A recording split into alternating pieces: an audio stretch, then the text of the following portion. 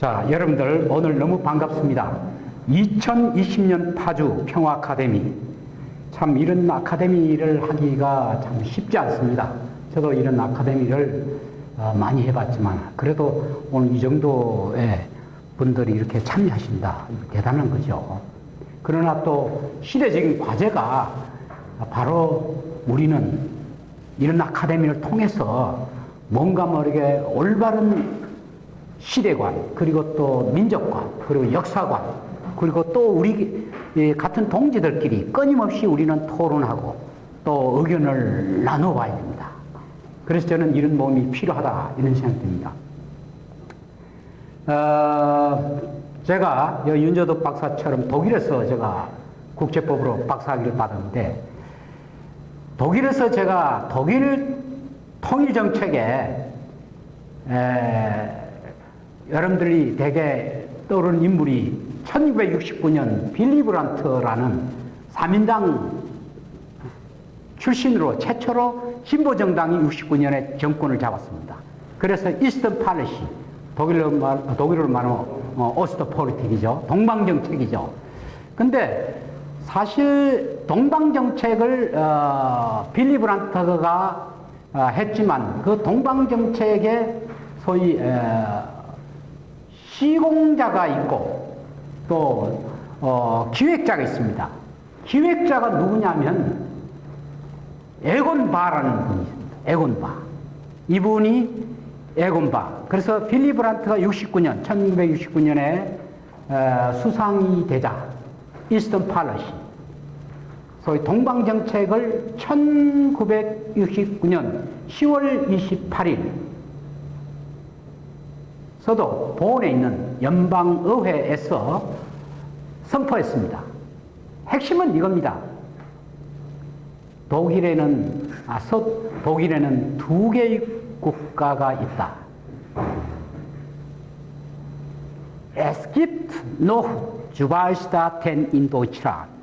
사람들이 깜짝 놀랐어요. 독일에는 두 개의 국가가 있다. 영어로 말하면 There is a two state in Germany. 자, 저 수상은 지금 통일 안 하려는 거냐? But, 독일말 아바. 그러나, 이 두 개의 국가의 상호 간의 관계는 국가 간의 관계가, 국제법상 국가 간의 관계가 아니고, 잠정적인 특수한 관계이다. 이렇게 정의를 내렸어요. 이랬더면 보수 정당인 민연에 있는 소위 기사당을 중심으로 해서 빌리 브란트의 동방정책은 서독의 기본법, 통일을 지향하는 서독의 기본법을 부인하는 거다 해서 수상과 그 정부를 연방헌법재판소에 기소를 했습니다. 그래서 그 판결이 69년 10월 28일 있고부터 73년 12월 31일 날 판결이 딱 났습니다. 헌법에 어긋나지 않는다 내용입니다. 자, 제가 이런 얘기를 드리는 것은 이 분단국가, 전 세계적으로 이 분단국가의 분단의 문제를 해결하는 여러 가지의 유형이 있었습니다. 뭐 여러분 잘 아는 남예멘, 북예멘, 가장 분단의 해결 가운데 합의제라고 하잖아요. 합의해서 하나의 스테이트가 됐다는 거. 그 다음에 월맹처럼 소위 말하는 힘에 의한 한쪽 통일이 됐다. 뭐 이런 게 있고. 그럼 독일의 경우를 어떻게 보느냐?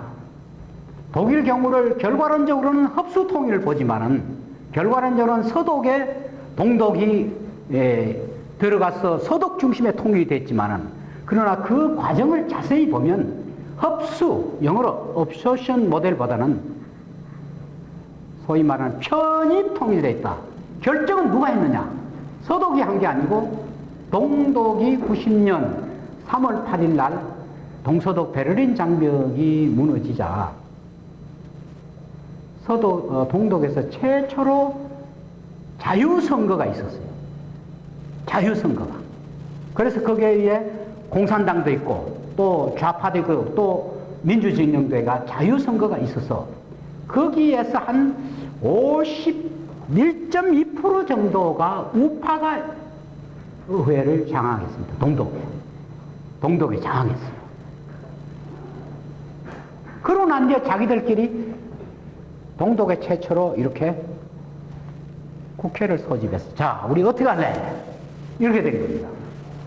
그런데 1949년 서독 기본법에 보면 통일에 관한 조항이 23조와 146조라는 게 있습니다.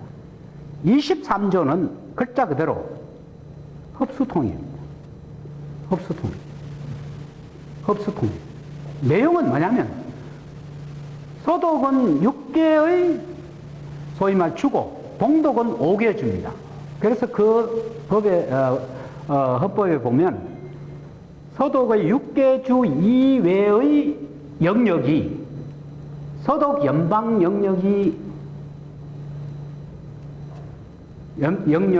영역으로 편입될 수 있다. 이런 조항이 하나 있어요. 그러니까 바깥에서 여기 들어오겠다고 결정해서 들어오면 받아준다는 거예요. 그렇죠? 그러나 그것은 서독 중심의 통일이죠. 왜? 거기에 들어오면 서독 헌법 질서죠. 이제 요게 23조. 쉽게 말하면 흡수 통일 모델이죠. 146조는 뭐냐? 글자 그대로 이상적인 합의 통일입니다. 146조. 뭐라고 써놨냐? 양독이 새로운 헌법을 합의하면 통일이 된다. 그러니까 동독 서독이 동독 헌법도 아니고 서독의 헌법도 아닌 새로운 헌법을 합의하면 통일이 된다. 쉽게 말하면 합의 통일입니다. 그래서 동서독이 89년 베를린 장벽이 무너졌을 때 막 동독에서 좀 걸을 수 있는 사람, 이런 사람은 다 자기 고향으로 신기해서 기차도 타고 막 넘어왔습니다. 막 넘어왔어요. 왜 넘어왔느냐?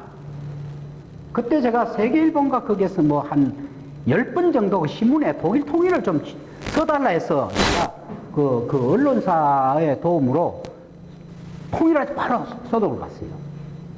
그래서 가자 제가 공부했던 키일 대학에 거기에 내려서 택시를 탔는데 그 택시 운전사가 발음을 보니까 이 동독 사람 운전사더라고요. 그래서 내가 언제 얼마 됩니까? 이러니까 한 5개월 됐다는 거예요. 장점은 뭐고 단점은 뭡니까? 우리 법학하는 사람 너무 건조하죠, 그죠? 막 아주 결론만 딱 담았습니다. 좋은 건 뭐고 나쁜 건 뭡니까? 그러니까 좋은 거는 돈을 많이 버는 거고 나쁜 건요 이러니까 와 자본주의 무섭네요. 돈 번 만큼 철저히 시킵니다. 그래서 저는 한 3달만 하고 이 정도면 고향에 다 기다리기 때문에 들어가렵니다. 도대체 내 몸이 못 버게 납니다. 그럼 당신들 나는 어떠냐니까 8시 땡 하고 들어가가지고 일하다가 일감이 없으면 5시 퇴근시면 딱 나와버린다. 일감이 없으면 일 안 한다는 거죠. 이제 이런 체제에 있다가 여기에는 전부 시장에 의해 가지고 이 자본주의란 게 무섭다고 자기 몸서리 친다고 그러는 거예요. 그럼 왜 그러면 여기 왔느냐? 2가지 요인. 북측의 정치 요인을 여기 온 사람도 있지만 그 외에 온 사람들도 2가지 요인이 있어요. 하나는 임금의 격차, 2번째는 복지, 이겁니다. 그래서 우리가 4.27 판문점 선언이나 그리고 우리가 남북 기본 합의서에 보면 항상 뭐가 있냐면 균형된 민족 경제. 우리가 남과 북 사이에 북측에 지금 현재 탈북 우리 동포들이 여기 한 3만 명 좀 넘는다고 이러는데 사실은 이분들한테 우리가 아무리 잘해줘도 그분들이 제2국민으로서 상당히 열등감을 항상 갖고 있어요. 그래서 그 사람들이 처음에는 기대를 걸고 여기 왔다가 제가 알기로 한 20년, 30, 국회에서 하면 그 문제가 됐어요. 그 탈북자 명단을 다 가져오고 이 사람들 소재 파악을 다 하고 그걸 미리 주문을 했대요. 했는데 들어온 사람하고 실제 그 사는 사람의 프로 차이가 한 20% 정도가 여기 살지 않는 거예요. 모르는 거예요. 그 어디 갔냐? 이 사람들이 딱 와서는 호주든 영국이든 가가지고 우리나라 대한민국 여권이 같이 했으니까 그 여권 찢어버리고 거기 난민으로 시죠. 그만큼 힘들다는 얘기예요. 자, 그러면 앞으로 우리가 남과 북 사이에 이런 문제가 있게 된다면 우리 탈북 동포들이 많아질 거 아닙니까? 근데 가장 저희 생각에는 남과 북 사이에 이 그쪽 사회에서 조금 여보다 못 살지만 부모님이 있고 문화가 있고 나름대로의 정서가 있고 이러면 그쪽 사회에 가능한 정착 살도록끔 그런 것이 바로 나는 균형된 민족 경제가 아니겠는가 이런 생각을 합니다. 어떻게 오늘 유엔시 문제 얘기하다 보니까 내가 독일 얘기가 나오니까 뭐 독일 얘기 나오면 뭐 한정이기 때문에 여기서 방향 바꿔야 되겠네요. 자, 우리나라가 사실은 이스턴 팔레시에 부응가는 게 77선언 얼마 전에 7월 7일 날지요. 그게 소위 말하는 북방정책 노던 팔레시입니다. 북방정책. 이 북방정책이 우리인데 오늘 제가 여기 과제가 UNC입니다. 그래서 이 UNC가 한반도 평화 통일과 관련해서 최근에 가장 저는 여기에 대해서 쟁점은 구구하이 많지만 요겁니다.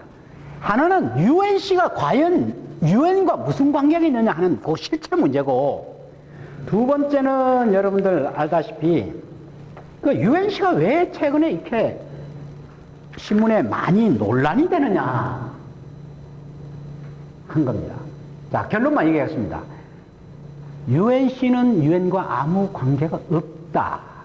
그럼에도 불구하고 필요할 때는 뒤에서 미국이 숨어서 UNC를 앞세워서 악역은 UNC에 맡겼거든요. UN의 이름으로서 나쁜 짓 다 하고 생색낼 거는 미국이 탁 앞서는 거예요. 이 UNC 사령관이 모자를 똑같은 사람이 3개를 쓰고 있다. 그렇죠? 주한 미군 사령관, 또 UNC 사령관, 또 하나 한미 합참 사령관, 이 3개 쓰고 있죠. 그렇죠? 그래서 UNC의 정체가 뭐냐? 이게 UN하고 무슨 관계가 있느냐? 자, 결론을 얘기했습니다. UN하고 관련이 없다는 것이 94년에 이 문제를 정식으로 UN에다가 질의를 했어요. 북측에서 질의를 했어요. 했더니 UNC는 UN의 활동에 대해서 원래 보고를 하게 돼 있는데 UN 안보리 결의에서 아무런 보고도 안 하고 UN의 기구도 아니고 전문기구도 아니고 보조기구도 아니고 UN에서 감독도 받지 않고 예산도 안 주고 아무 관계가 없다. 그것이 94년 소위 그 당시 UN 사무총장이었던 이집트 출신 국제법학자 브루투스 갤리큰 사람이었어요. 키가 큰 분인데. 또 2019년에 주 UN 러시아 대사가 똑같은 질문을 했는데 똑같은 비슷한 답을. 자, 그렇다면 결론적으로 UNC와 UN과는 아무와 관계없다. 그런데 여기 유나이티드 네이션스 커만드를 하니까 사람들이 UN에 있는 커만드가 뭡니까? 사령부지. 그렇죠? 유엔에 있는 소속하고 있는 커만드다. 다른 데 다 그렇습니다. No. 맨 처음 이 원칙 원료는 어디 나왔냐? 50년 7월 7일 날 요거 나왔죠. 요게 나올 때는 유나이티드 포시스였대요. 그렇죠? 맨 처음 50년 7월치 안보리 결의로 여러분들 그 앞에 결의가 몇 개 있죠. 6월 25일 결의, 6월 26일 결의가 있는데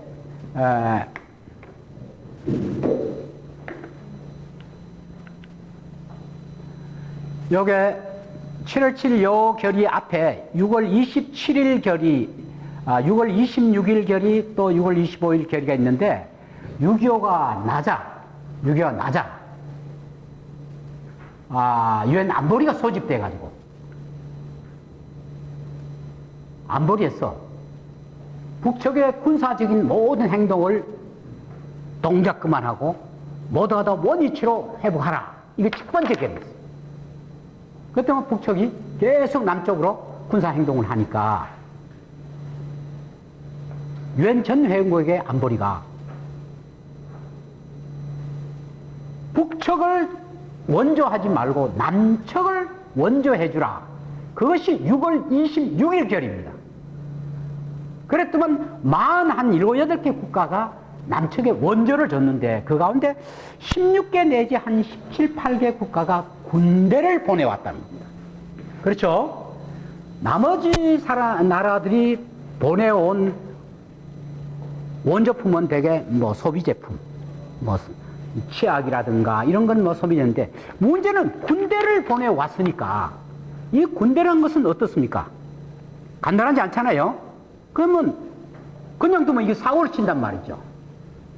후 커맨더, 누가 이 군대를 지휘하느냐. 그 결의가 7월 7일 이 결의입니다. 이 7월 7일. 이 7월 7일 결의에서 어떤 게 있냐면, 군대를, 그 16개 군대는 통합사령부라는 그 군대, 모아진 군대 이름을 유나이티드 포시스라고 명칭을 주자. 그리고 이걸 누가 지휘할 거냐 하니까 7월 7일에서 미국이 지명하는, appointed 하는, 미국이 지명하는 사람을 사령관을 하라. 그때 미국이 누굴 지명했냐면 동경에 와 있는 연합군, 동경에 있는 연합군 동경 사령관인 메가드 장군을 지명을 했어요. 그래서 메가드 장군이 이 유나이티드 포시스에 어포인티드 됐어요. 요게 가지고 그 대신 하나 더 나온 게 깃발을 유엔 깃발과 요거 하나 빠졌는데 16개국 참여 국가들 국기를 동시에 사용해라. 이것이 7월 7일 결의입니다. 그리고 이 부대가 이 자리 창설됐냐? 창설은 7월 24일 날 동경에서 이 부대가 창설됐어요. 근데 동경에서 부대가 창설될 때는 아까 유나이티드 포시스, 정말 우리말로 통합군 사령부라는 이름이 유나이티드 네이션스 커만더로 이름을 임의로 바뀌어지고 유엔하고 상의 있었냐? 전혀 상의 없이 이렇게 바뀌어버려요. 바뀌고 그 사령관에 메가드 장군이 임명되고, 자 여기에서 이게 문제는 이제 사람이 혼동이 오는 거죠. 유나이티드 네이션스 커만드로 이름을 바꾸니까 마치 유엔에 있는 시가 됐단 말이야. 유엔에 있는 어떤 기구인 것처럼 돼버렸단 말이야. 그게 오늘까지 온 거예요. 그렇죠? 그래서 하도 이상해서 실질적으로 6.25 중에 그런 거 따져볼 또 겨를도 안 되니까 UNC의 이름으로 저렇게 16개군이 작전도 하고 다 했습니다. 또 아시겠지만은 여러분들 50년 7월 14일 날 이승만 박사가 대한민국 국군의 소위 말하는 작전 지휘권을 이 UNC에다가 주었습니다. 그렇죠? UNC에 줬습니다. 그것이 우리나라의 작전 지휘권이 넘어간 최초입니다. 원래 이런 것은 조약을 통해서 줘야 되는데 연시니까 우리 이승만 박사가 구두로 서안으로 이렇게 했습니다. 그 대신 조건이 있습니다. 이 전쟁이 지속되는 동안 메가드 장군 휘하의 이끄는 그 커만드에 우리 대한민국의 모든 작전 지휘권을 넘기겠소. 그러면 이 전쟁이 계속되는 동안 이러면 이 전쟁이란 것이 법적인 전쟁도 있고 물리적인 전쟁인데, 물리적인 전쟁은 70년 동안 이미 끝났으면 빨리 넘겨줘야 되는 겁니다, 이게 사실은. 그렇죠? 그런데 바로 이제 아직도 그게 문제가 되겠죠. 자, 그래서 UNC를 바뀌고, 근데 UNC 본부가 동경에 있다가 여기 아까 7월 창설됐다가 57년 7월 1일 서울로 옮겼습니다. 서울로 옮기고 서울에 본부가 있고 그 당시 머물렀던 동경에는 7개 브랜치, 지부가 있습니다. 알겠죠? 지금 있습니다.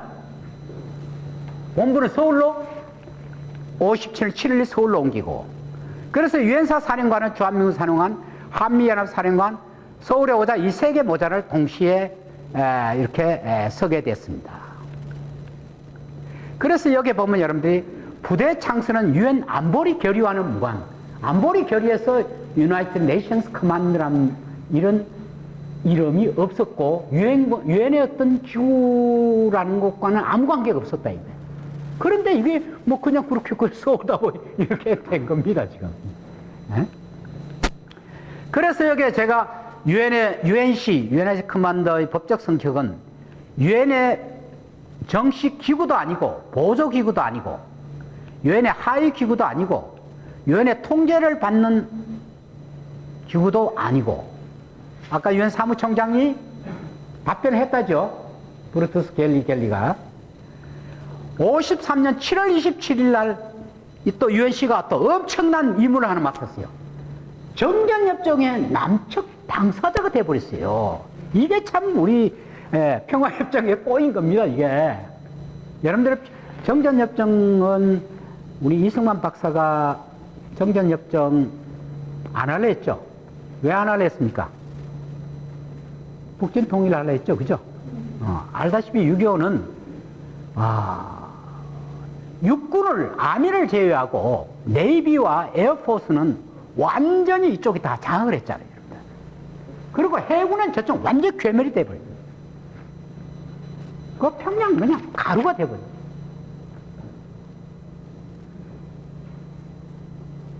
(51년에) 세균전을 했잖아요.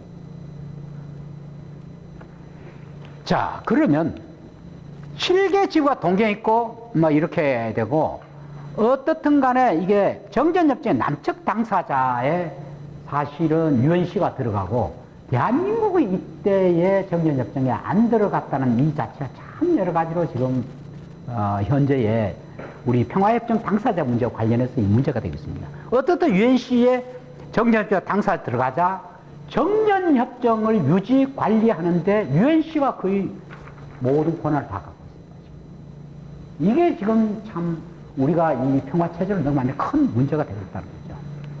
그리고 북측은 여러분들이 당사자 누구냐면 중국하고 북한이 당사자가 있다. 그렇죠. 남측은 UNC, 유나이티드 네이션스 커만드가 지금 정전협정의 당사자에서 정전협정 관리 임무를 맡고 있다고요. 그래서 주로 정전협정의 관리 임무인 UNC 업무는 군사적 충돌이나 적대행위 방지, 평화협정 책임 뭐 이런 것이 있습니다. 동경에는 7개 지구가 있고 한국본부의 군사병참 협력 일본 주둔구 지역도 일본 자유사용. 자, 제가 여기에 문제가 되고 있는 게 그러면 저 UNC가 현재 왜 우리하고 관련해서 큰 문제가 있냐면 한반도가 지금 현재 4.27 선언이나 뭐 평양 공동선언을 해서 남북 교류 협력을 하는데 그 UNC가 자꾸 나와서 무슨 방해꾼이 되고 있다는 게 우리 다 느끼고 있잖아요. 여러 가지. 철도도로 연결이라든가 뭐 그렇죠. 뭐 금강산 갈 때도 그렇고 뭐 이런 걸 뭐 방해. 그 첫째고 두 번째는 쉽게 말해 한반도 평화 프로세스에 UNC가 일일이 개입을 하고 방해를 한다. 이제는 UNC는 좀 뒤에 있으면서 또 워킹 그룹이란 게 또 나와가 또 이렇게 방해를 한단 말이죠. 그러니까 사람들이 도대체 UNC란 게 뭐냐. 두 번째 이게 UNC가 머리가 아픈 게 일본의 자위대, 일본 동경에 7개 UNC 뭐가 있다 했죠? 예, 지부가 있다 했죠. 근데 뭐가 있냐면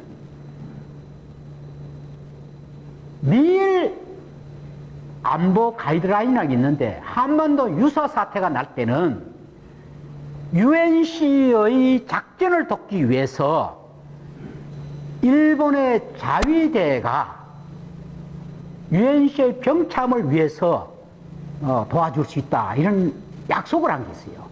그래서 UNC가 고리가 돼가, 7개조 고리가 돼서 언제든지 한반도에 유사사태가 날 때는 한반도에 상륙할 수 있는 끈을 UNC가 지금 현재 이게 연결을 시켜주고 있다는데 우리 한반도에 사는 사람들은 상당히 이게 신경 쓰인다 이거죠. 세 번째는 미국이 UNC라는 걸 이름을 빌려가지고 동북아에 유럽에 있는 나토처럼 중국을 겨냥해서 하나의 세력권, 한미일, UNC를 해가지고 하나의 신냉전 구조를 만드는 데 UNC가 이 역할을 하고 있는 거예요. 이런 것이 모두가 다 한반도 평화 프로세스, 평화 통일 프로세스에 UNC가, 미국은 뒤에 숨어 있으면서 UNC가 그 정전협정의 서명자라는 그 역할을 갖고 입구적구 다 하고 있는 거예요. 그래 우리는 이 UNC를 어떻게 하면 UNC를 해체시키거나 UNC의 기능을 마비시키거나 어떤 형식이든 UNC의 방해를 이걸 끊는 수밖에 없다니. 그래서 지금 문제가 되고 있는 거예요. 자, 여러분들 제가 아까도 식사하면서 그런 얘기를 했는데 이 강원도 지사 처음에 UNC가 임명했습니다. UNC가 임명했어요. 여러분들이 어떻습니까? 6.25 나기 전에 38도선은 어떻게 됐죠? 38도선 지금 현재 옛날에는 이렇게 돼 있었잖아요. 이렇게 약간 이렇게. 근데 지금은 이렇게 돼 있잖아요. 아시죠? 그러니까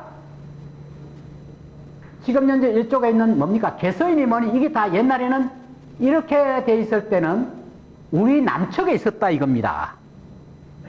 그렇죠? 요 그림이 있습니까? 쭉쭉 올려보세요. 그 그림 있죠? 그림이 여기 있네. 자, 이게 한국전쟁의 지금 모습이죠. 이 개성인이 이건 다 뭡니까? 옛날에는 우리 쪽에 속했죠. 그렇죠? 네. 근데 이게 이제 저쪽 올라, 이거는 이제 MDL입니다. MDL. 네. 근데 이게 개성 이래 되기 때문에 김일성 별장 같은 것이 지금 그렇게 돼 있죠. 근데 지금은 이것이 다시 반대가 돼가지고 북한 땅이 우리께 되고 우리 땅이 저쪽으로 돼 있잖아요. 그렇죠? 그런데 38도선 이쪽은 50년 여기 있습니다. 50년 10월 25일 중공군이 개입했고요. 여기 안 나오는 50년 9월 28일 서울 수복했고, 서울 수복해가지고 정확히 50년 10월 1일 날 38도선을 넘으려 했어요. 넘으려 했습니다. 넘으려니까 유엔에서 동작 그만. 그래서 자기들끼리 유엔 본부에 소총회를 열어가지고 UNC가 38도선을 넘어가면 그 위에는 점령하는 지역은 유엔의 주리스딕션, 관할권이다. 이걸 결의했어요.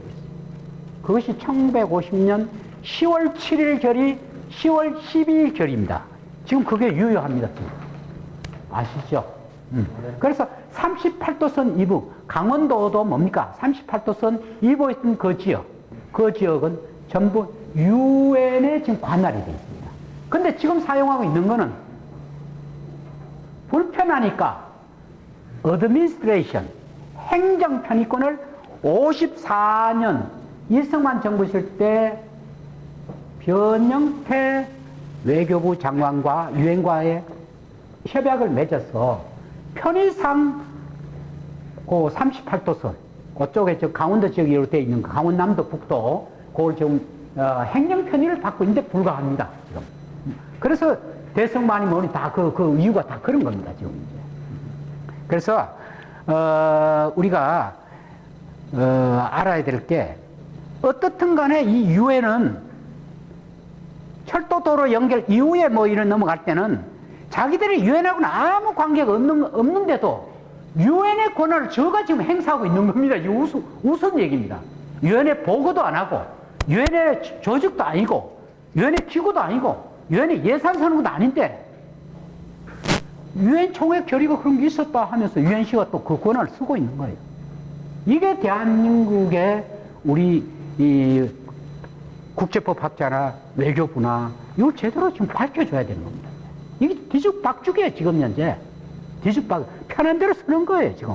그 사람들이 그렇게까지 깊이 생각을 안 하잖아요, 지금. 그래서 제가 여기 말씀드리고 싶은 것은 UNC라는 게 뭐냐 하는 정체를 정확히 알아야 되고, 이건 유엔과는 아무 관계가 없는 거다. 이걸 우선 알아야 돼요. 그 왜 문제가 되고 있냐? 한반도가 지금 평화 프로세스를 하는데 이것이 우선 방해를 한다는 거예요. 두 번째는 한반도 유사 사태가 나니까 유엔의 본부 말고 지부가 있는 동경에 있는 일본 자위대가 7개 지부와 더불어 섞어가지고 한반도에 한반도 유사 사태를 돕는다고 해가지고 한반도에 군사 진입을 한다는 거예요. 이거 골치 아픈 얘기예요. 그 다음에 UNC가 정전협정에 지금 당사자가 돼가지고 한반도 평화협정 맺을 때 항상 문제제기 자꾸 하는 거예요, 지금. 계속 하는 거예요, 지금. 그러니까 이제 정말 신라가 당나라 힘으로 통일을 됐지만 나중에 당나라가 얼마나 골치가 아팠습니까? 외국 군대라는 건 한번 들어오고 난 뒤는 나간다는 게 그렇게 간단치 않습니다. 임진왜란 때 아시다시피 우리 명나라 사람들이 와서 싸울 생각 안 하고 밤마 될 것 같으면 이 한반도 어떻게 갈라먹을까 하는 그런 궁리만 했잖아요, 지금. 여기 와서 뭘 챙길 것 같습니다. 그래서 우리가 4.27 판문점 선언이나 9.19 평양 공동선언에서 가장 강조하는 게 자주성입니다. 자주적인 평화통일이에요. 자주성. 두 번째는 평화입니다. 그래서 저는 한반도 평화 프로세스가 이게 평화롭게 가려면 우리 내부의 자주적인 역량도 있어야 되고, 남과 북이 이 문제에 대해서 정말 허심탄회하게 서로의 공감이 돼서 우리가 딱 빈틈없이 틈새를 보이지 않으면 이런 문제는 해결이 된다고 봐야 돼요. 이미 여기에 UNC 해체 문제에 대해서 유엔 총회에서 이미 나왔습니다. 이게 뭐냐? 북측이 75년도 해체해가 이게 통과가 됐어요. 같은 날 30차 총회에서는 또 반대 결의도 또 통과됐어요. 그런데 반대 결의는 서방 측에 했는데 조건이 있어요. 정전협정이 평화협정으로 된다면 on the condition that. 그게 쉽지 않잖아요. 실질적으로 반대한다 소리 못하고 정전협정이 평화협정을 된다면 우리도 해체해. 네? 왜 그러냐면 정전협정에 여러분들 그 전문이 아까 뭡니까? 3개월 내에 평화협정을 해서 평화협정으로 가는 게 목적이잖아요. 근데 제네바에서 어떻게 됐어요? 정치회에서 실패해버렸죠. 그렇죠? 그러고 난 뒤에 어떻게 됐어요? 지금까지 오고 있지 않습니까? 그래서 이미 해체 결의는, 이 해체 결의가 왜 그 당시에 통과되냐? 그 배경에 있는 겁니다. 북측에 인기가 있어 그런 것도 있다고도 하지만 여러분들이 유엔의 분위기를 알아야 돼요. 1945년 유엔이 창설할 때 유엔 원 가맹국 몇 개국입니까? 51개국입니다. 그게 누가 대장입니까? 미국이 눈 감아 하면 다 눈 감습니다. 그 정도로 미국이 인기 있어요. 근데 60년대 되자 유엔의 판도가 완전히 달라졌습니다. 소위 말하는 에이션 AA 국가에 해서 난 어라이언스 그룹에서 비동맹 국가 그룹이란 게 생기기 시작하고 77 그룹이란 게 생기고 이래가지고 인도의 네루라든가 큐바의 카스트로라든가 이집트의 사다트라든가 이런 사람 중심으로 해서 우리가 정치적으로 중립, 경제적으로 자립, 여기서 비동맹 국가 그룹이 슬슬 생겼어요. 그리고 냉전이 미국과 소련 사이에 생기니까 그 틈새를 이용해가 이런 비동맹 국가의 그룹 국가들이 미국, 소련을 잘 이용해가지고 유엔에 한 3, 40개 국가가 유엔에 가입돼 버렸어요. 이 가입된 나라는 51개 국가의 성향과 달리 대개 비동맹 국가 그룹이라더라도 정치적으로 상당히 좀 진보적인 그룹들이 제3세계죠. 그러다니까 유엔 판도가 완전히 달라졌어요. 한국이, 남한이 참 힘들었던 게 바로 남러라이언스 그룹에 우리가 들어가려 했는데 그걸 못 들어갔습니다. 왜? 외국 군대가 있기 때문에. 그래서 우리가 참 힘들었습니다. 그래서 북한이 저걸 제안해가지고 지금 통과가 되어버려요. 그런 정도로 그렇습니다. 지금 유엔 총회 미국 마음대로 안 되는 겁니다. 미국이 총회가 마음대로 안 되니까 여러분들이 뭐를 통해서 유엔을 요리를 하려 했겠어요? 유엔 안보리. 근데 안보리도 여러분들 그게 러시아도 알다시피 여러분들이 미국 말을 잘 들었습니다. 왜냐하면 처음에는 2차 대전 때 같은 연합국이었잖아요. 그렇죠? 중국도 같은 연합국이었잖아요. 근데 49년에 중공 메인 차이나가 저쪽에 사실 대륙에서 독립하고 장개성이가 대만으로 쫓겨가 버리자 메인 차이나가 장개성이 여러분 언제까지 유엔에서 상임이사하고 있었는 줄 알아요? 상당히 오래 했습니다. 그걸 안 나가려고 얼마나 문제네. 언제까지? 77년도까지.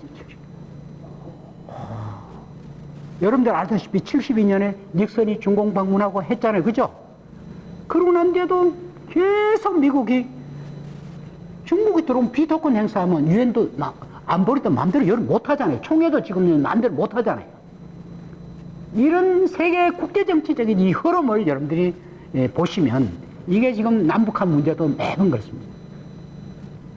남북한이 유엔에 언제 동시 가입했어요?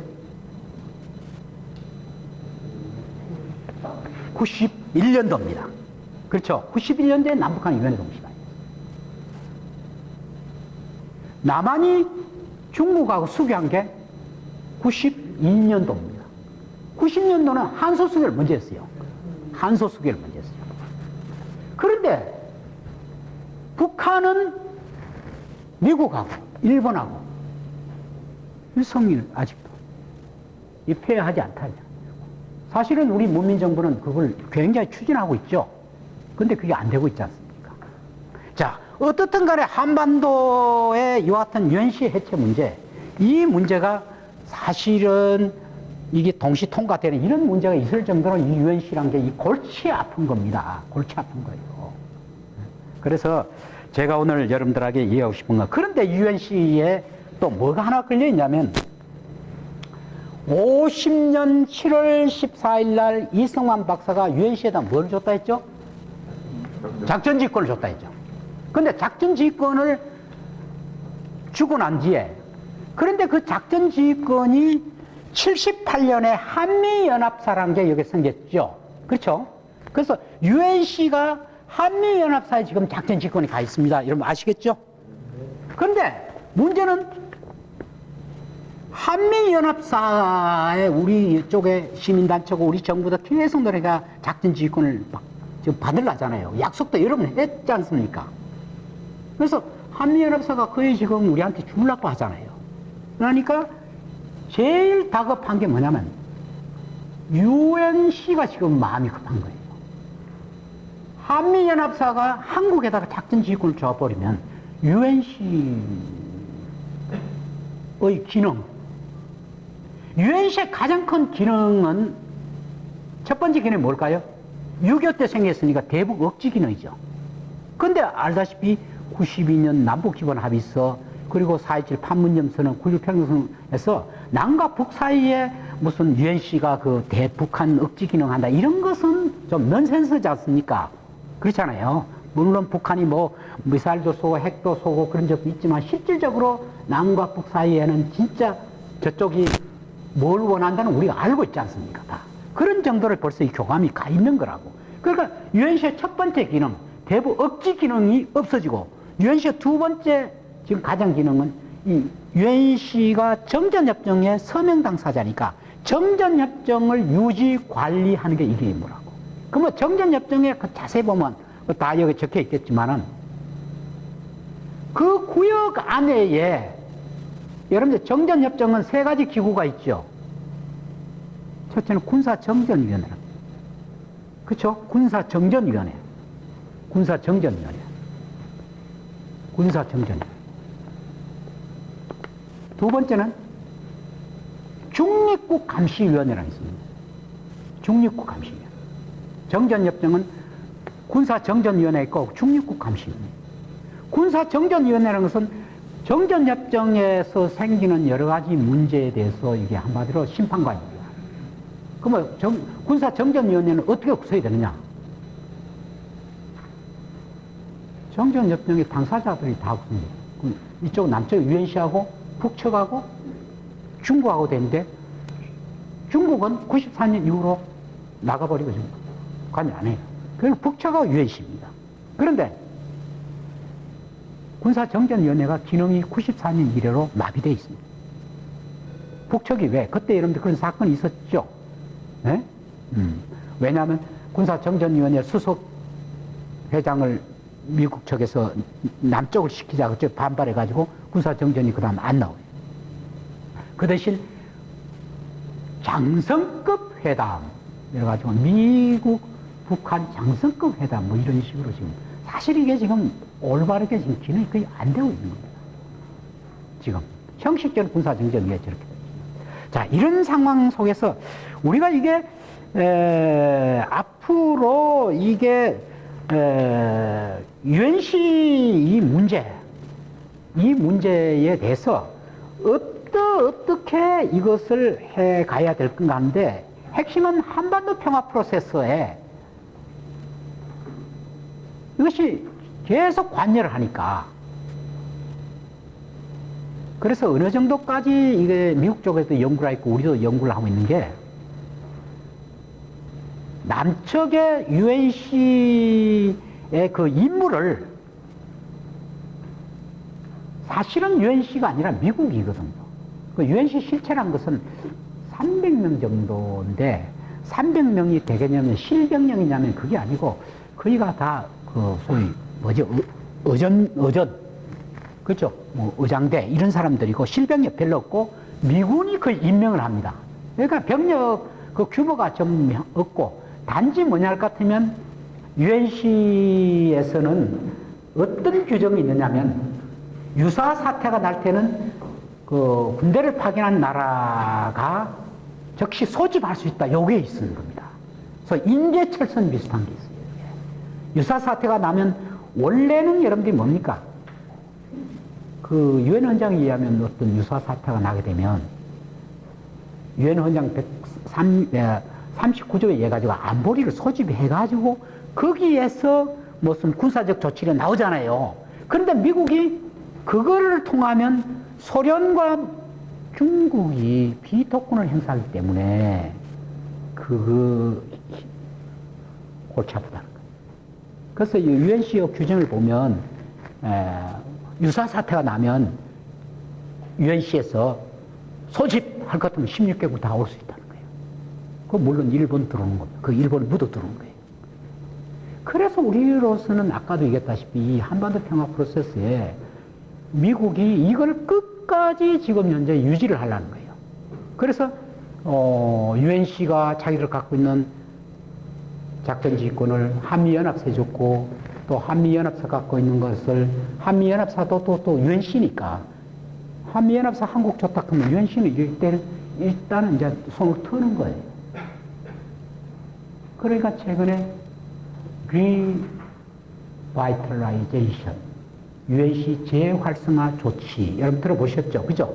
그거 왜냐면 지금 여러 가지로 지금 현재 생존을 위해서 몸부림치고 있는 겁니다. 생존을. 여러분들 아시겠지만 2020년에 금년 초에 우리 문재인 대통령께서 우리 시민사회고 뭐 단체고 이 도대체 문재인 정부 뭐 하는 거냐 말이야. 이게 뭐 하니까 대통령께서 뭐라고 얘기한 줄 아십니까? 남북 관계는 북미 관계에 종속되지 않는다. 이런 발언을 했어요. 그리고 우리도 이제 적극적으로 뭐 조치를 취하겠다. 뭐 이렇게 말씀하셨어요. 그러니까 여기 미국의 누구죠? 주한 그 해리스 대사가 나오가 기자회견을 했죠. 그죠? 그거 안 되는데, 우리하고 협의해서, 워킹그룹에서 상의해서 해야 됩니다. 뭐 그 발언 나왔잖아요. 그죠? 그래서 우리 국민들 굉장히 분노했죠. 얼마 있으니 보이스 오브 아메리카라고 미국의 소리. 미국의 소리가 그게 바로 미 국무성 관여입니다. 사실입니다. 미 국무성에서 폼페이오가 그거는 해리스 대사의 단순한 말이 아니라 우리 미 국무성의 남북 관계를 교류에 대해 보는 입장이다. 이렇게 밝혀버렸어요. 그건 여러분 뭐냐? UNC가 지금 현재 살기 위해서 어떻든 한반도에 자기들의 어떤 이 끈을 놓지 않겠어요. 지금 안간 힘을 지금 쓰고 있는 거예요. 그런 정도로 지금 UNC가 재활성화 조직해가지고 이렇게 하는 이유가 그겁니다. 자, 그러면 우리가 우려하는 건 뭐냐? 이 사람들이 뭐를 그렇게 의식을 하냐?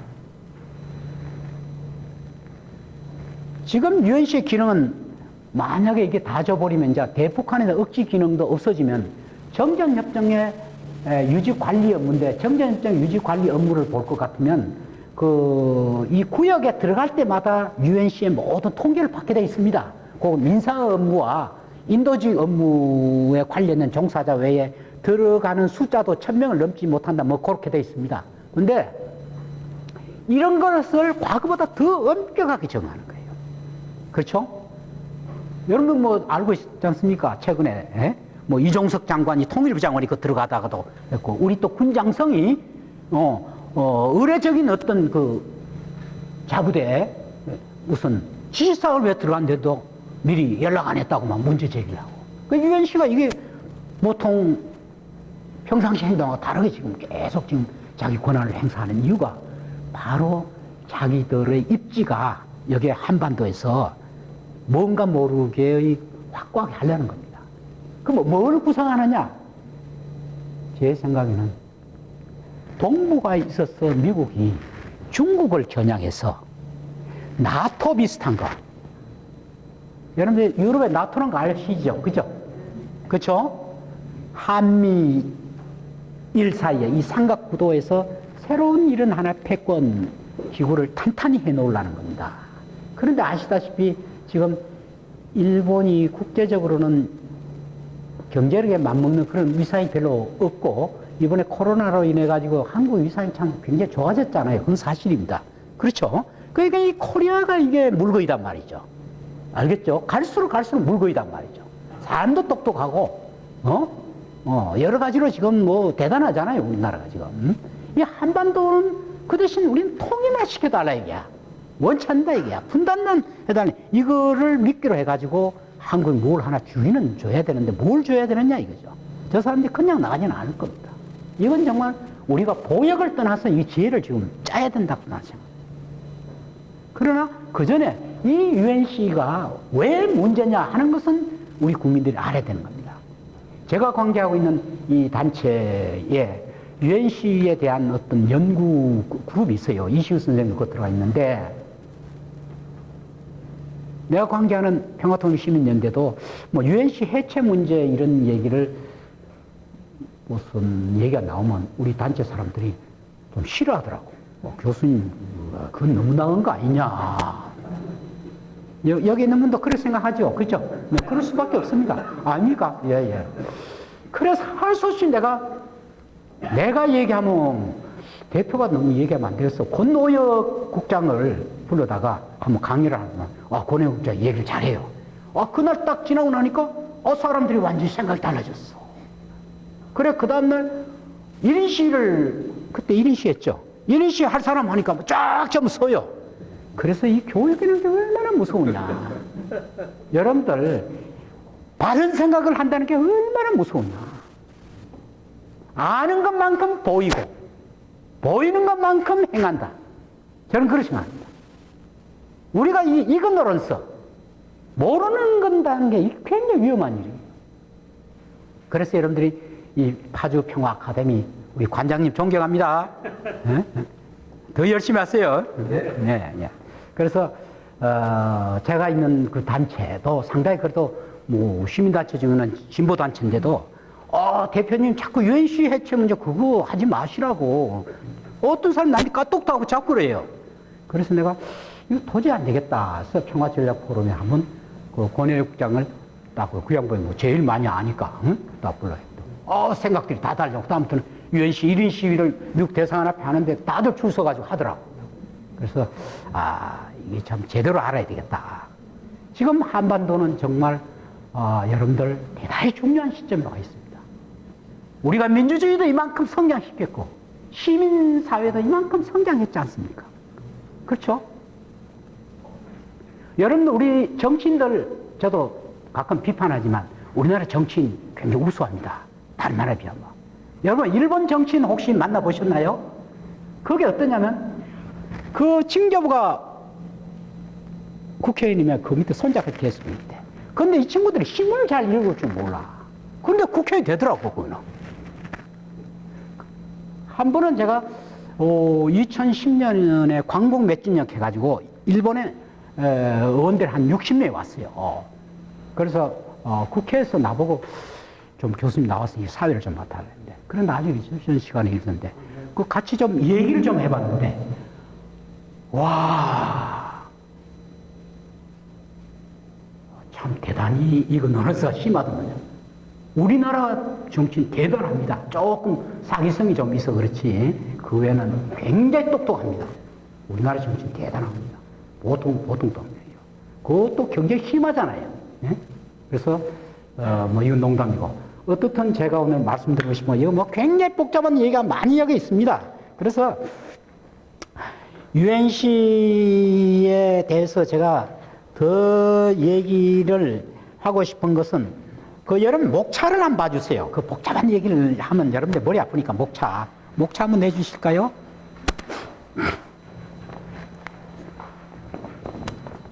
자, 첫 번째 목차 교류협력을 막는 유엔사.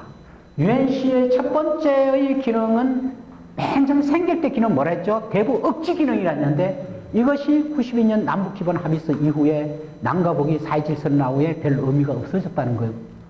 제가 말씀드렸죠? 이제는 UNC의 가장 큰 기능은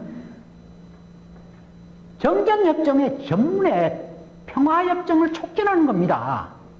지금 현재 형식적으로는 정전협정 관리 유지하는 건데 관리 유지를 평화협정을 촉진하는 쪽으로 관리를 해야 되는데 이 사람들은 평화협정이 되지 않도록 지금 관리하고 있는데 문제가 있는 겁니다. 그리고 4.27 판문점 선언이라든가 9.19 평양 공동선언이 잘 실천되도록 정전협정을 유지 관리해야 되는데 그게 안 되도록 지금 현재 정전협정 유지 관리하고 있어요. 여기에 대해서 우리는 시민사회나 우리 정부는 계속 문제제기를 해야 된다고 봅니다. 왜? 그 사람들의 생각은 달리 있는 거예요. 지금 UNC가 지금 죽느냐 사느냐는 문제입니다, 지금. 그러나 우리는 밀어붙여야 됩니다. 저 사람들. 여러분들 생각해 보세요. 75년에 UNC 해체 결의안이 유엔에서 나왔다는 거. 아니, 유엔에 있는 사람들은 그거 다 바보입니까? 법적으로 UNC는 이게 말이 안 된다는 거예요. 유엔하고 아무 관계가 없다는 겁니다, 우선. 아까 제가 말씀드렸죠?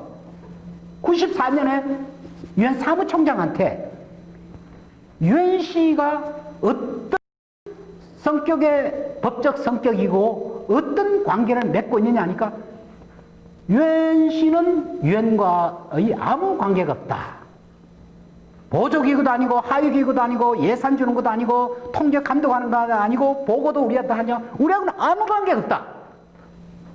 그것이 94년 유엔 사무총장 에집트 출신 브루투스 갤리라는 사람의 답변이 있습니다. 그 다음에 작년에 주 유엔 러시아 대사가 똑같은 질문을 했는데 똑같은 답변을 했어요. 사무차장. 그렇다면 여러분들이 UNC는 한마디로 우리 시민단체가 가짜 UNC 그런 말이 이제 맞아 들어가죠. 페이크 UNC다. 우리는 이렇게 지금 얘기합니다. 그래서 유엔시 내일 오후 2시에도 유엔시 그 대책 회의가 있는데 여러분들이 유엔시 해체하라. 아주 약간 이상 부르스리한 사람 아니냐는데 그게 아닙니다. 알겠죠? 네. 이게 한반도 평화 프로세스에 가장 지금 문제가 되고 있는 겁니다. 유엔시는 이 본체 자체가 이게 없는 겁니다. 근데 그 뒤에는 미국이 딱 숨어가지고 악역을 할 때는 유엔시를 세우고 좋은 일 할 때는 미국이 나옵니다. 그래서 유엔시는 지금 현재 한국의 세 개의 모자를 동시에 쓰고 있다.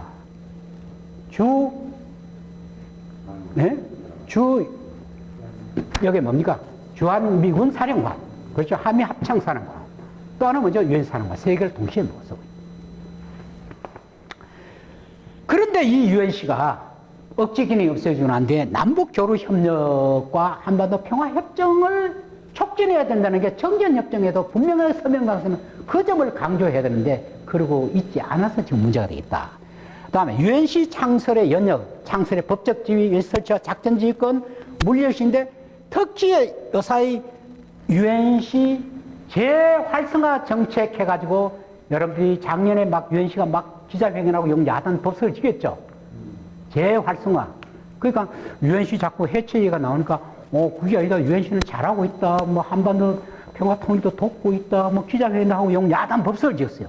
그게 왜 그러냐면 유엔시가 갖고 있는 작전 지휘권은 이미 어디로 넘어갔다 했죠? 제가 아까 한미연합사가 갖고 있습니다. 근데 한미연합사가 실제 갖고 있지만 실제로는 유엔시가 갖고 있고 미국이 갖고 있는 겁니다. 근데 한미연합사에서 완전히 손 떼가지고 한국 줘보면 이제는 다 떨어지는 거예요. 왜? 아까 세 기구가 다 뭡니까? 동시에 똑같이 통한다는 거죠. 한미연합사에서 대한민국으로 완전히 와버리면 이제는 다 떨어지는 거예요. 다 떨어지는 거예요.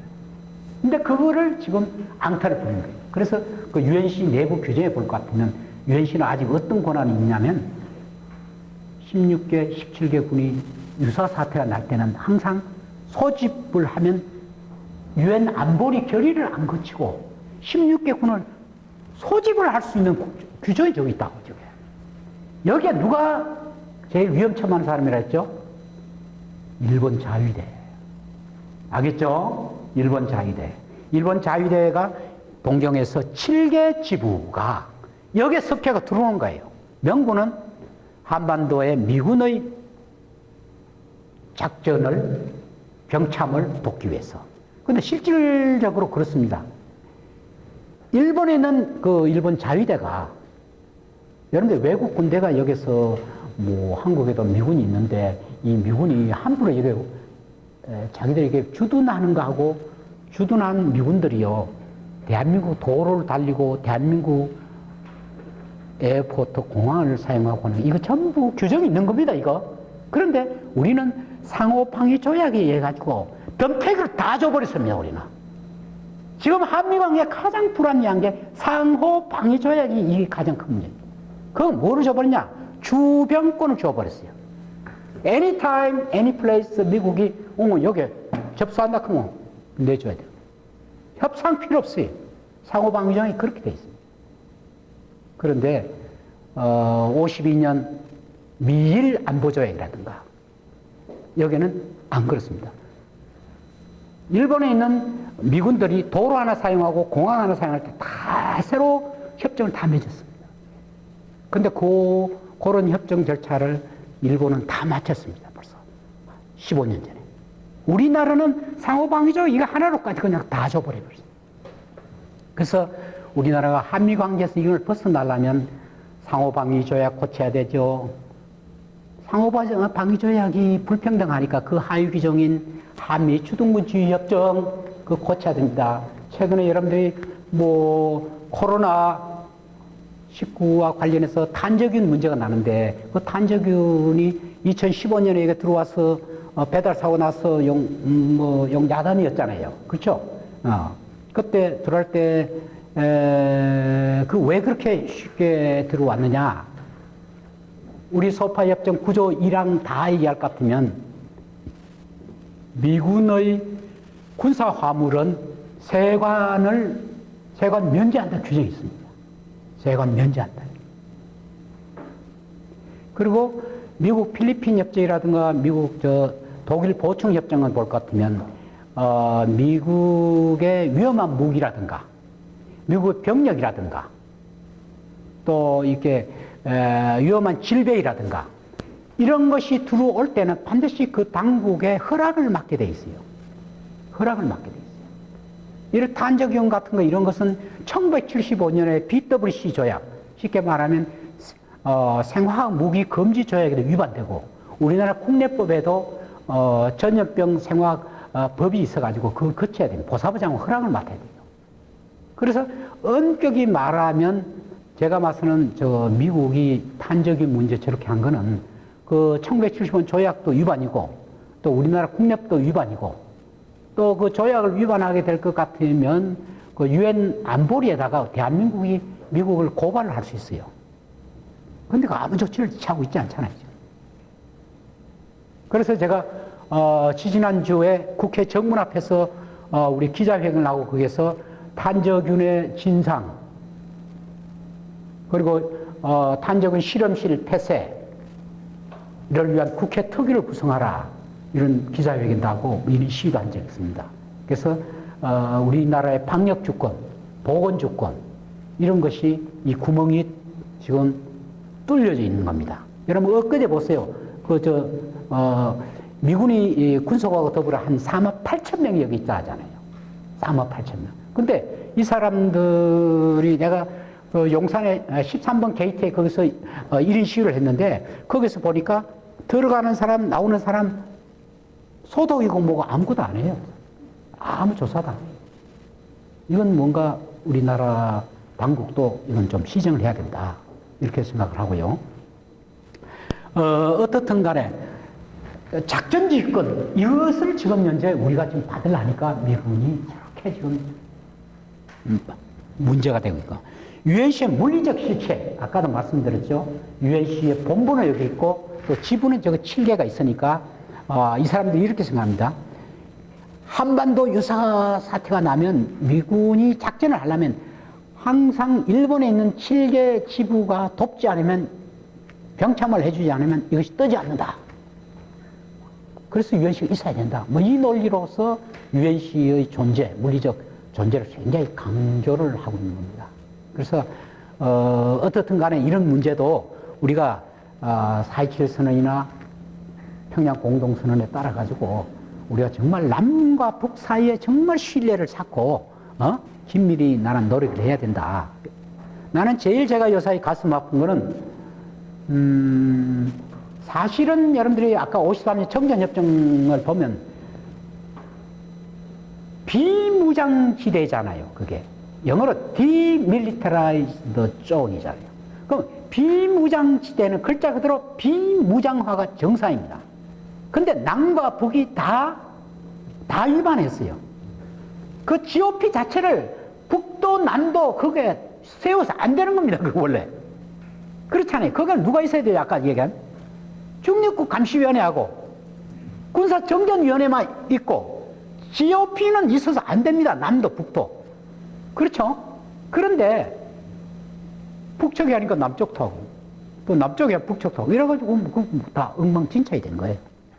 그러면 요번에 9.19 평양 공동선언을 통해서 제대로 된 비무장지대의 비무장화를 하면 정상화를 하면 처음 옮겨본 거예요.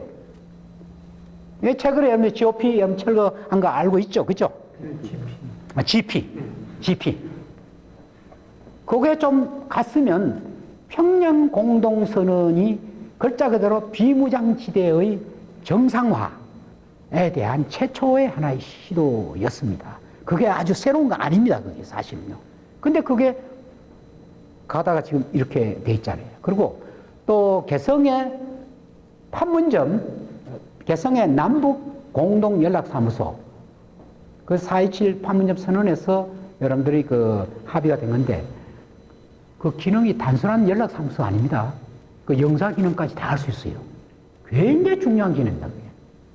우리가 보통 민간단체가 북쪽 사람들하고 상의하려면 민화역 북경에 와 있는 혹은 단동에 와 있는 심양에 와 있는 사람들을 만나잖아요. 근데 저게 정상적으로 돌아가면요 개성에 있는 남북공동연락사무소 1, 2, 3층 인사들 접수할 것 같으면 거기서 바로 회의하고 다 하는 겁니다. 그런 정도로 굉장히 중요한 기능입니다. 92년 남북기본 합의서에 있었던 연락사무소는 전적으로 다른 중요한 기능을 4.27 판문점 선언에 한 겁니다. 나는 남과 북 사이에 이제는 합의할 내용은 난 합의할 만큼 했다. 지금 우리가 해야 될 일은 뭐냐? 이제 좀 제가 맨 끝을 좀 내려가 봅시다. 자, 이제 조금 올려.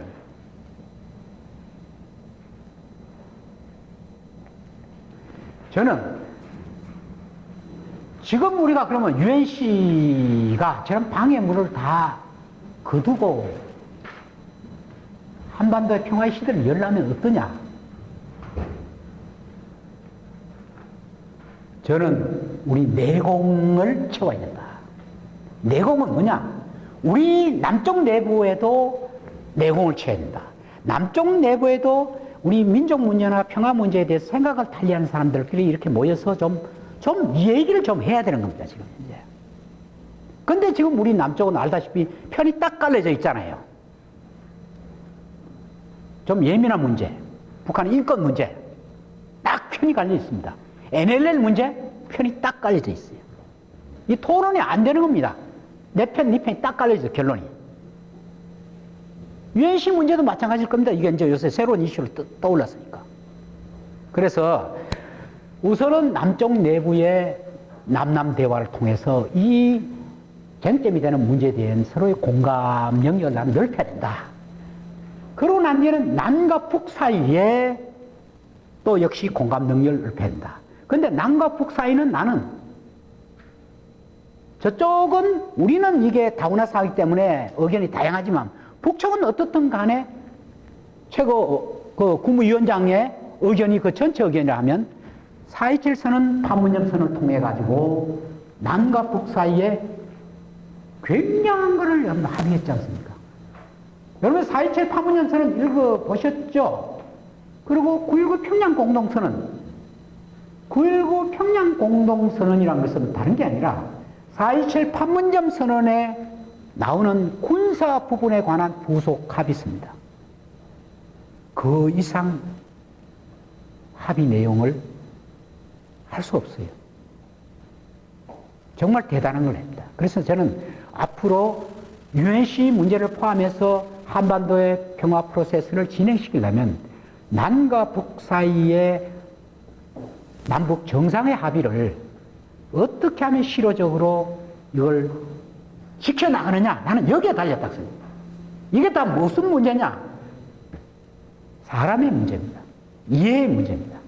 여기 있는 여러분 한 사람 한 사람들이 올바른 이 문제에 대한 올바른 이해와 그리고 신념과 철학을 갖고 정말 이건 그게 아니다. 이거다.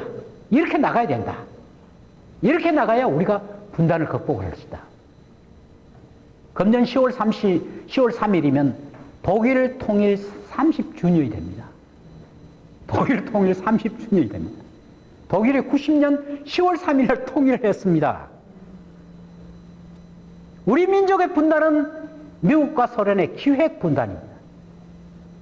독일의 분단은 아시겠지만은 전범국가로서 독일의 분단은 유럽의 평화다 해서 자기들이 자초한 분단이에요. 그래서 독일은 끝날 때까지 항상 과거의 소위 나치 문제에 대한 잘못에 대해서 사과를 했고 또 독일 내에 나치와 관련된 언어나 문장이나 이런 걸 쓰는 걸 전부 법으로 처벌을 했습니다. 지금도 지금 나치 문장 쓰면 다 처벌합니다. 형법에 해가지고. 철저하게 과거의 잘못에 대한 것을 인정을 하고 응징을 하는 이러한 일들을 했기 때문에 유럽 사람들이 관계가 정상화된 거예요. 그래서 지금 현재 그런 걸 딛고 이제는 동서독 사이도 교류와 협력을 활성화하고 해가지고 지금 90년 10월 3일 특히 87년에 페레스트로이카 신사고 정책, 이 시대의 흐름에 맞춰서 90년 10월 3일 동서독일 통일을 하고, 이제는 유럽의 유니온을 지금 주도를 하잖아요. 여러분들 알다시피. 내가 미국 사람들한테 물어봤다고. 제일 무서워한 나라는 어디냐니까, 첫 번째가 독일이고 두 번째가 러시아래, 러시아. 독일을 왜 무서워하냐? 여러 가지 이유를 대더라고. 여러분, 원자폭탄 아인슈타인이 처음에 독일에 있었죠. 그 다음 미국 건너갔죠. 그죠? 그 다음 오펜하이머하고 같이 해서 만하탄 계획을 만들어가지고 그 대통령이 건의한 거 아닙니까? 그죠? 응? 그래서 저는 가장 중요한 것은 우리가 남과 북이 합의를 어떻게 이어가느냐. 근데 이 합의가 우리 내부에도 법적 구속력이 없고 종족지 비슷하다 이러면 이 합의를 무시하는 법들이 많습니다. 왜? 남과 북은 뭡니까? 교류하고 협력을 만들어 만나게 돼 있잖아요. 그 국가보안법 어떻게 생각하십니까? 근데 이 판문점 선언이 만약에 국회 비준 동의를 얻어가지고 법률이 돼버린다 하면 신법 우선 원칙에 따라가지고 48년에 만들어진 국가보안법이 어떻게 되겠어요? 밀리겠죠? 그거 싫어하는 사람들이 많습니다. 그래서 국회 비준 동의가 이거 안 되고 있는 겁니다, 이게. 우리 시민사회가 어떻든 이걸 국회 비준 동의를 지금 받아내야 됩니다. 그 다음 판문점 선언은 마찬가지. 그래서 제가 여기 하도 어떤 의원이 자기가 해보려고 뭐 어느 기관에 물어보니까 남부 판문점 선언은 조약이 아니기 때문에 교수님 그 헌법 60조 이래가지고 비준 동의 대상입니다. 그러니까 나 장문에 또 글을 하나 써줬어요. 그 사람이 또 담당 국장을 만나가 얘기하니까 그래도 그거 그러다가 저게 난리가 나는 겁니다. 그래서 어떻든 간에 우리 관련 부서가 아직도 그런 생각이 지금 잠겨 있다는 겁니다. 이건 참 우리 자신의 문제고요. 그 다음에 저는 판문점 선언을 국내적으로만 이렇게 하는 게 아니라 유엔 사무처에 반드시 좀 등록을 해달라. 유엔 헌장에 102조 있죠. 뭐라 했습니까? 등록되지 아니한 조약 또는 국제협정의 당사국은 유엔의 어떠한 기관에 대해서도 그 조약 또는 협정을 원용할 수 없다. 우리가 지금 제일 문제가 뭡니까? 유엔의 제재에 피해가는 거죠. 유엔 안보리, 그죠? 그렇죠? 미국의 제재 피해가는 거죠. 그죠? 그러면 이걸 만약에 유엔 사무처에다 등록을 해서 원용할 수 있는 문서로 인정을 받아야 된대. 그런데 우리 외교부는 유엔 총회조차도 지지 결의를 안 받고, 그리고 유엔 사무처에 등록조차도 하고 있잖아요. 자, 그 다음에 또 뭡니까? 판문점 선언 이후 유엔 제재 및 정전협 해석에, 저는 이 문제에 대해서 판문점 선언 이후에는 유엔의 제재나 정전협정의 해석을 판문점 선언 정선에 따라서 우리가 할 것을 우리 정부나 시민사회 요구를 해야 된다는 거예요. 왜? 북측도가 만큼 변하고 남과 북이 지금 현재 평화 프로세스에 들어가고 있는데, 여러분 생각해 보세요. 여기 있는 유엔의 대북 제재 여러분들이 자세히 읽어보면 전문이 뭡니까?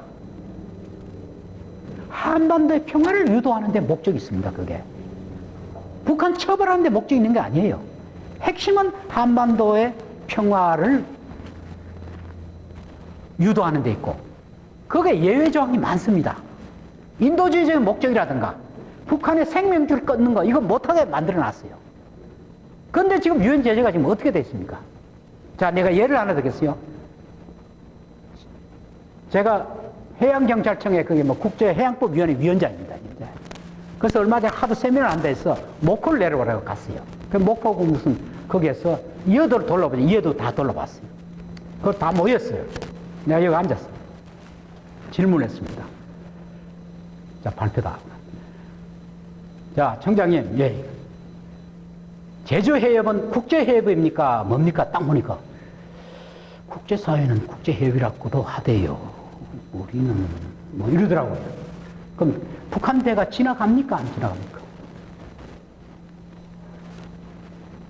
국제해협은, 제주해협은 파나마 운하, 수에즈 운하, 국제운하, 국제해협은 냉전 시대도 소련의 배와 중국 배가 제주도 다 지나갔어. 그게 언제 안 지나갔냐? 그게 우리가 남북한이 이 대치 상태도자 우리는 지나가지 않다가 아시겠지만은 98년 6.15 공동선언 있자 이게 지나가요. 아시겠죠? 지나가다가 이게 또 언제 끝났냐? 5.14 조치 때 이후로 지금 안 지나가요. 그 유엔 제재를 보면 화적은 안 된다 했어요. 북한 선박에서 다른 나라 선박에게 물건을 이렇게 옮겨 싣는 거 이거는 안 되지만은 통과를 안 한다는 소리는 없어요. 그게. 예? 그걸 안 하고 있더라고. 그래서 내가 정작 그런 건 건의를 올려야지. 그러니까 저희들 뭐 지시대로만 합니다. 이렇게. 그러니까 우리나라 요소에 이와 같이 판문점 선언의 어떤 이행이 제대로 안 되고 있어요. 북한과의 뭔가의 교류 협력을 할 수 있는 이런 게 굉장히 많이 있습니다. 각 분야에. 자, 그래서 저는 여기 판문점 선언 이후 대북 제재 정전협정의 해석 적용을 정말 이 목적과 정신에 따라서 해야 된다. 그 다음에 50년 10월 7일, 10월 12일 아까 제가 얘기했죠. 유엔 총회 결의. 38선 이북의 유엔시 관할권 주장 문제 해소. 이건 유엔하고 우리가 얘기를 해야 되는 겁니다. 유엔하고 얘기를 해야 돼요. 이 결의에 대해서 해야 되는 겁니다, 이제. 이 결의를 해소시키는 결의를 해야 됩니다. 요걸 빙자해서 유엔시가 유엔하고 아무 관계 없는데도 이걸 팔아가지고 자기들 관할권이 있다고 주장하는. 이거 참 우스운 얘기 아닙니까? 그래서 50년 10월 7일, 12월 유엔 총결의 38 이북 유엔시 관할권 주장 56.25 한국제발 10월 1일 유엔군이 38선을 넘어 북측에 진입할 시 유엔 총회 결의는 38선 이북은 유엔이 지배한다. 38선 이북은 유엔이 관할권을 가진다. 최근에 유엔시의 철도도로 이야기할 때는 50년 10월 10일 유엔 총회 결의의 근거 54년 11월 17일 대한민국 정부와 미국 이때 변영태 외교부 장관이 행정권만 이양받았습니다. 그래서 강원도도 그렇게 하고 있습니다. 평화통일과 자주적인 한반도를 만드는데 하지만 우리의 자주 역량을 우리가 키워야 됩니다. 전시작전권 환수, 한미 아까 제가 얘기하는 이 상호방위조약 자체가 지금 문제가 있습니다. 그러니까 여러분들이 방위비 특별협정이란 게 그게 아시죠? 그것이 위바이라는 거. 그 다음에 불평등한 한미 주둔구 지휘협정, 개인지력 금지조약 남북 동시가입, 유엔시 위상 문제, 유엔 결의 195-3 해석과 한일 기본조약 제3조 검토. 한일 기본조약 제3조 검토. 여러분 저게 좀 낯선데 이게 무슨 얘기냐?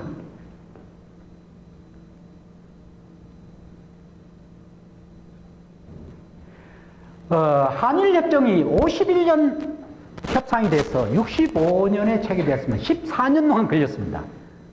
14년 동안 왜 그래 오래 걸렸느냐? 가장 오래 걸린 문제 하나가 독도 문제 때문이에요. 독도 문제.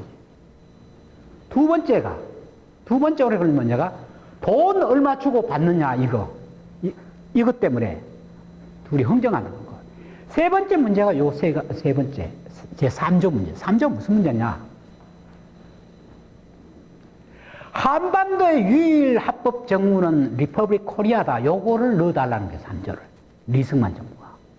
그런데 일본은 못 넣어주겠다. 일본은 뭐만 넣어주겠냐? 195-4 아까 있죠?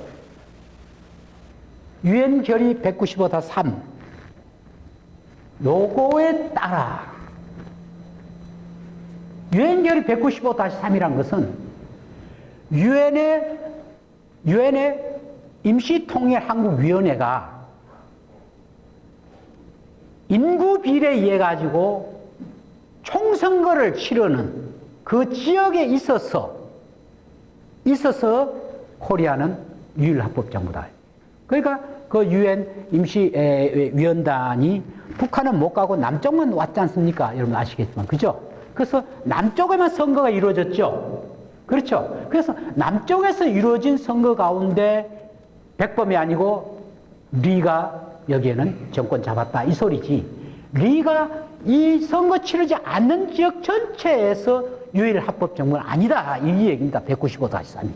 그렇죠? 그러니까 일본은 이승만 정부가 저 위에 북쪽에 있는 것까지 다 유일 합법 정부다라고 리승만은 그걸 요구를 했지만 그건 못 인정해 주겠다 이겁니다. 그러니까 말로 뭐다. 유엔 결의대로만 인정해 주겠다. 이것 때문에 14년 동안 시간이 그렇게 오래 걸렸다는 거예요. 그래서 우리가 앞으로 한반도 평화통일을 하려면 어떻든 간에 북일 관계를 이 정상화하는 게 굉장히 적절 노력을 해요. 북미 관계 정상화도 굉장히 노력을 해줘요.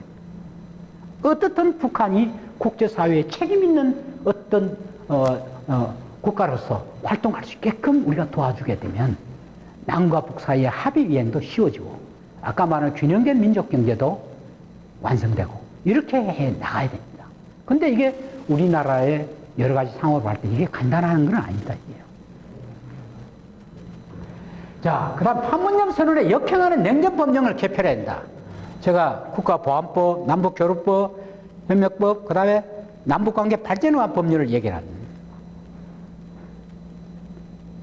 여러분, 남북교류협력법을 왜 제가 얘기했습니까? 남북교류협력법이 지금 뭐 개정된 건 사실이지만 모든 교류협력은 통일부 장관의 승인에 다 있습니다.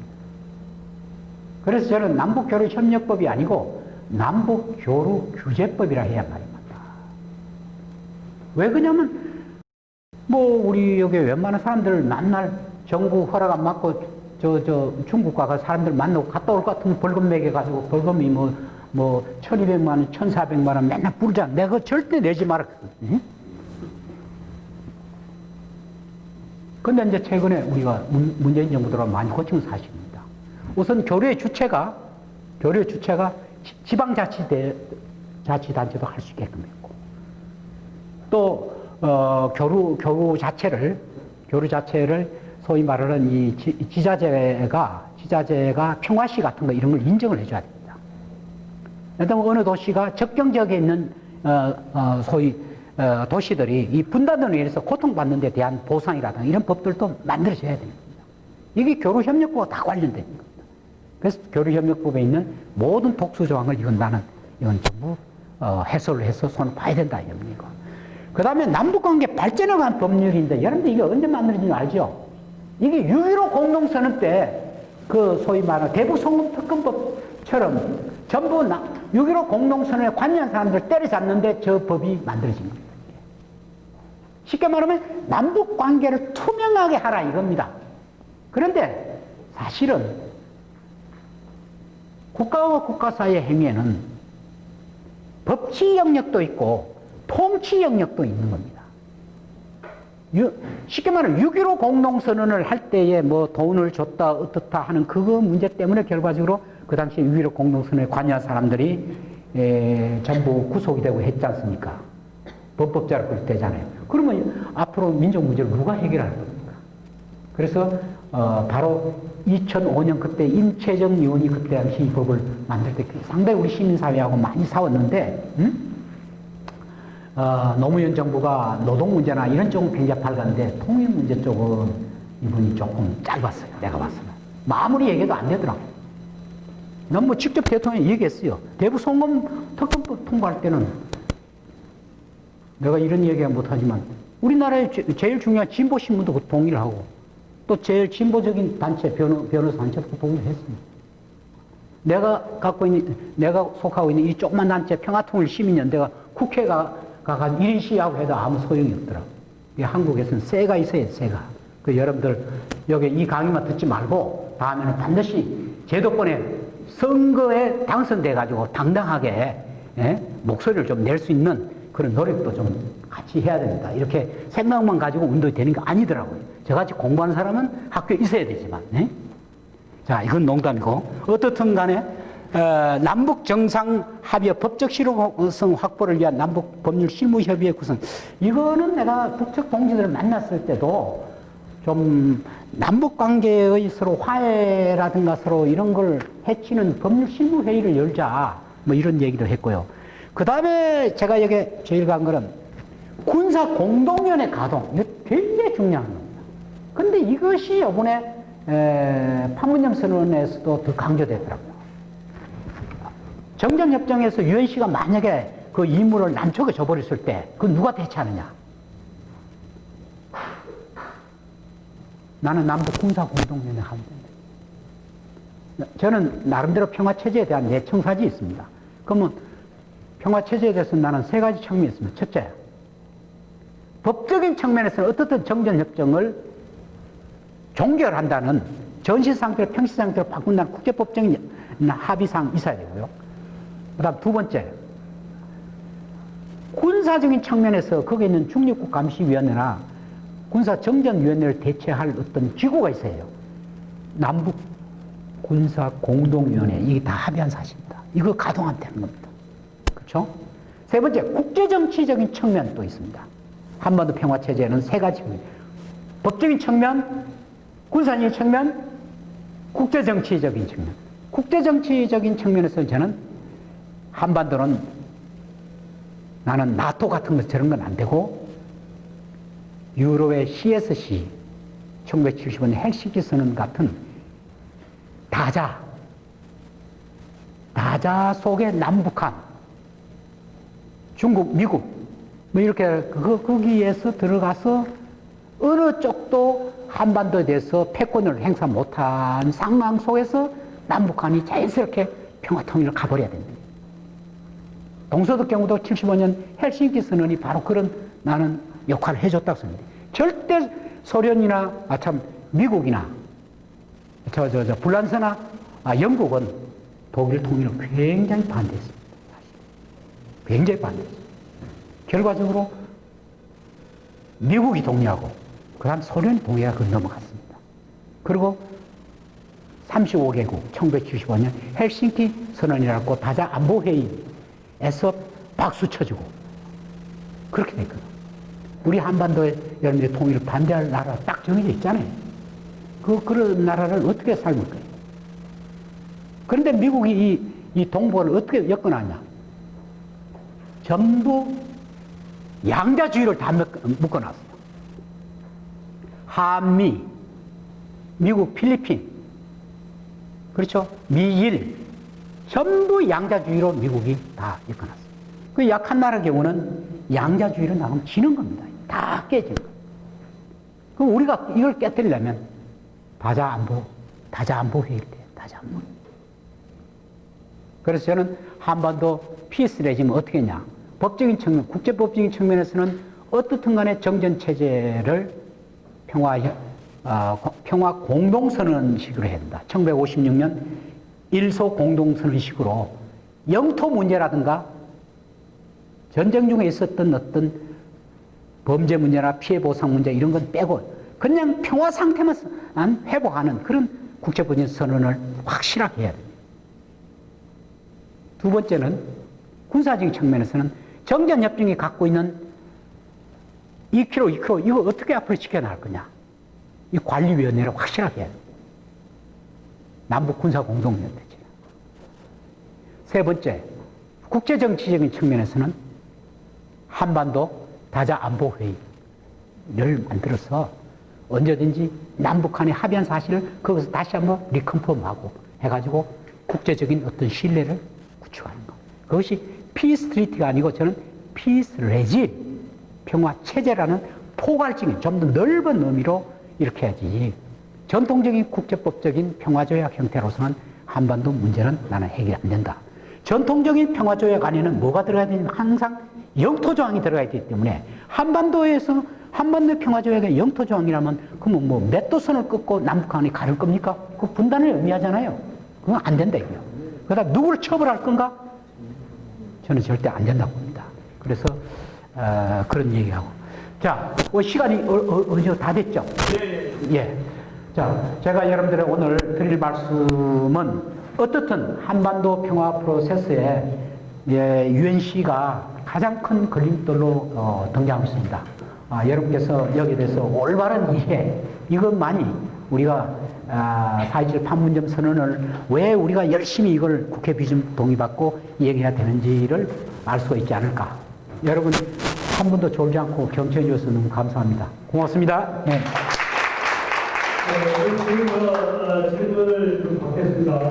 성함을 말씀하시고요. 네.